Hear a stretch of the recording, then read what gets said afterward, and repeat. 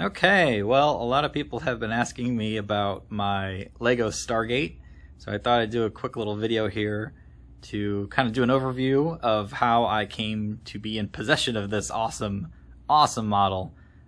Easily one of my top 3 models for sure. I love it so much. It came out really good. And I obviously love Stargate too. SG-1 is like one of the best shows ever. So is Universe.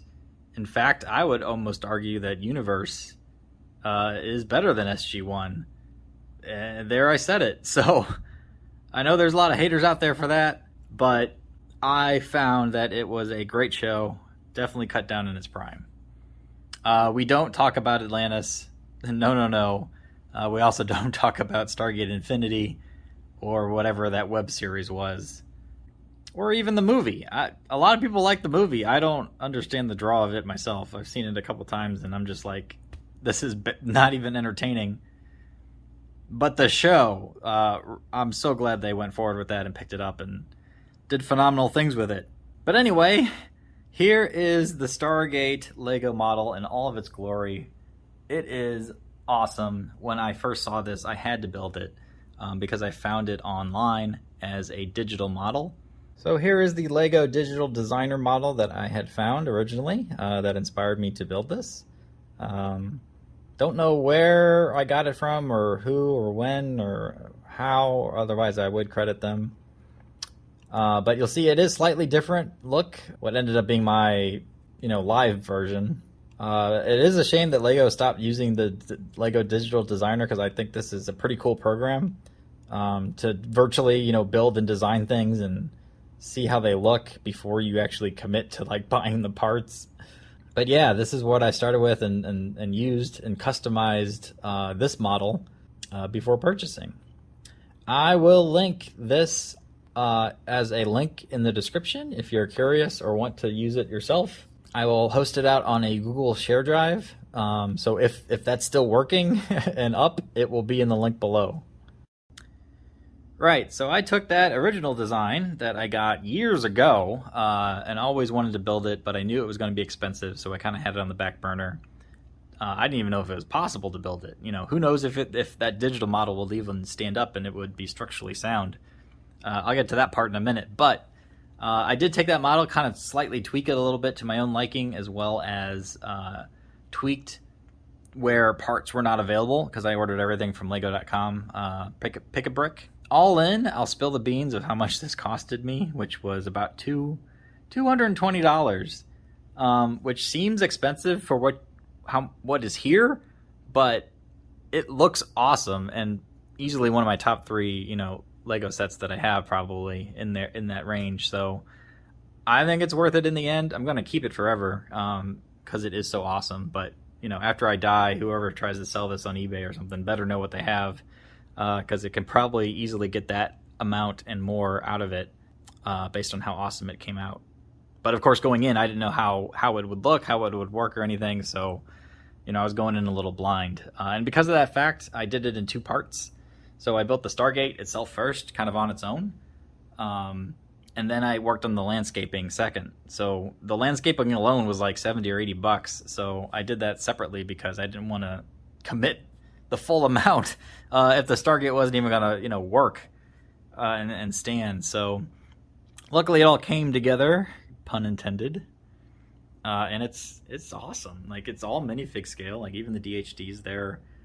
I did have to tweak that, I believe, slightly, as well as some of the structural components underneath to keep the gate up, as well as some tweaking to my own design. Like, for example, this model you'll see has the different gate coordinates, or what do they call them? Chevrons around it, whereas I believe the original model just had like clear plastic plates, which kind of looked dumb. So I changed them out for the silver dots to try to change it up and make it look somewhat like a chevron coordinate. Number wise, I got the parts list right here. The original model had 2,453 pieces on it. So I tweaked it, and my model has 2,294 pieces. So that's 159, I believe, less pieces. Now, I didn't build the mount because that was impossible at the time to build that. However, that was only 52 pieces. So even then, I still took out about 100 pieces from the original versus what I ended up with. The Stargate on its own is 939 pieces. And then that means the remaining landscaping is about 1,355. So this also has lights. Funny story, I did not intend that originally. I had no idea I would be doing that.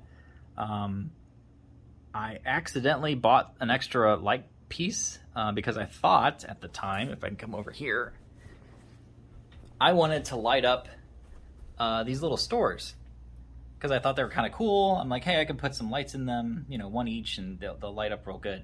So I bought some orange lights, a 12-pack. Well, not a 12-pack, it was one string with 12 lights on them. But then I quickly realized, wait a minute, these are Laws bricks, and they're about 1/3 size smaller than regular Legos, so it didn't work. So I'm like, oh, I bought this like $7 light string for no reason, because it's not gonna, you know, you can't connect them. And I thought maybe I could use some tape or something. I'm like, whatever, I'll figure out some use for them. And then I built the Stargate. And I said to myself, wait a minute, let me count up these lights here. And sure enough, well, there's not 12 of them because the bottom ones on each side, you'll notice, only have one light each. But it was so ironic that I got it because it was purely coincidence and accidental that, you know, I even got them. So I'll plug them in here. They're just on a USB, so you got a USB end that can plug into either a battery pack or, you know, directly into the wall. So when you pop them in, I did not know at the time either when I bought these lights that they'd flash around like that, and I thought that would be kind of stupid if I put them in stores. So the fact that they're on a Stargate helps even more.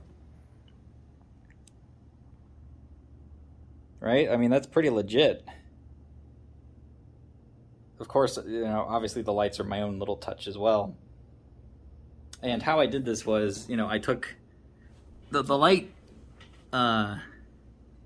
string, you can see, or the power, it comes out down in the middle and then out underneath over here to the power pack. And then I took one light, popped it on a chevron there, and then looped get around here, loop the wires around back and then up again, and then one light, and then one light, all the way around to the end, and then I loop back, and it ended perfectly right there with 12. Or is that 12? I think so. However many are there.